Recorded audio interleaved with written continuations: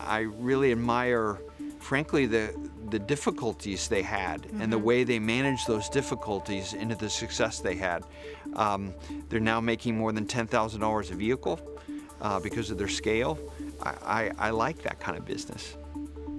That was Ford CEO Jim Farley talking to me about how Tesla inspires him. Well, now it seems Ford is taking its inspiration one step further. According to sources, the car maker is planning a major reorg to prepare for the electric future and accelerating its EV spending by as much as $20 billion. I want to bring in Bloomberg's Ed Ludlow, who helped break this story earlier today. Certainly interesting, Ed, to see your scoop in the context of those remarks that Jim Farley made just last week. Yeah, I think it's not so much the headline figure of spending $20 billion to transition the plant. It's the bigger picture, and sources telling us that this is a reorganization, a restructure to get the company ready for a future where it's just building EVs. You know, Ford has such a massive manufacturing footprint around the globe, dozens of factories, almost 60, and it needs to earmark some money to transition those assembly lines to EVs on top of the $30 billion that it's already committed. Now, one of the interesting things Farley talked about is just how different it is building an electric car versus a gas-powered car, how you kind of need to create a whole new organization. He compared it to snowboarding versus skiing. Take a quick listen to what he had to say. It's kind of like snowboarding and skiing. We both share the lift, but as soon as you get off the lift, the intuitions are wrong between both businesses. You know, you kind of have to relearn how to get down the slope. How does that thought, Ed, play into the way this reorg is happening?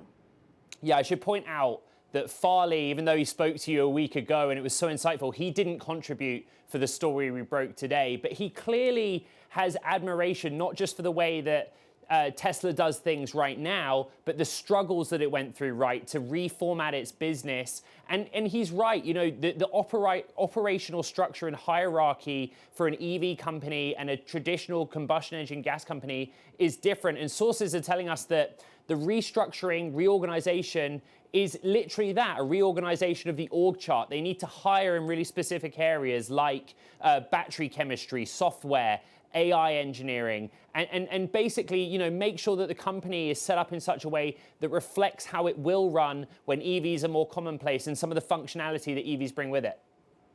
Ford has poached some executives from Apple, some executives from Tesla. Are we expecting more of that to happen? And what is the appeal of Detroit versus these big Silicon Valley players?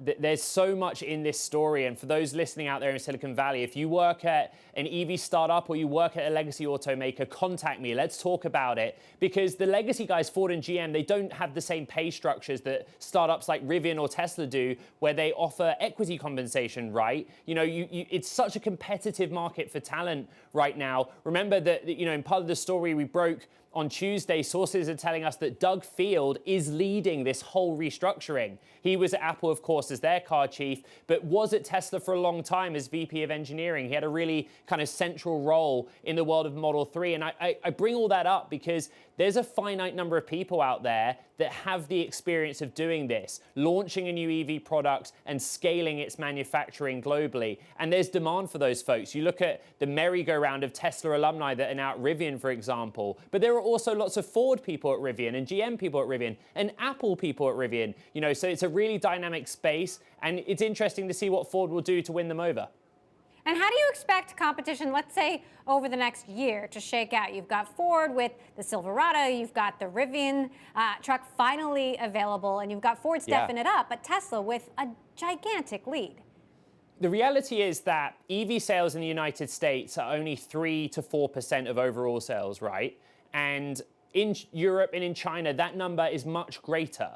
Much greater, but more and more is coming online. And in fact, the most interesting part of that Farley interview that you did that I found was him resisting the urge to give a big picture forecast, right? He said 600,000 EVs per year, I think by 2023, 2024, or over the next 3 years. But clearly, they've had to ramp up what they're doing with F-150 Lightning. They've had to ramp up what they're doing with Mustang Mach-E. And the scoop we broke today kind of shed some light on their forward thinking. What are they going to have to do to really scale that big way? And by the way, during GM's earnings call, Mary Barra is talking about doing 400,000 EVs in 2022.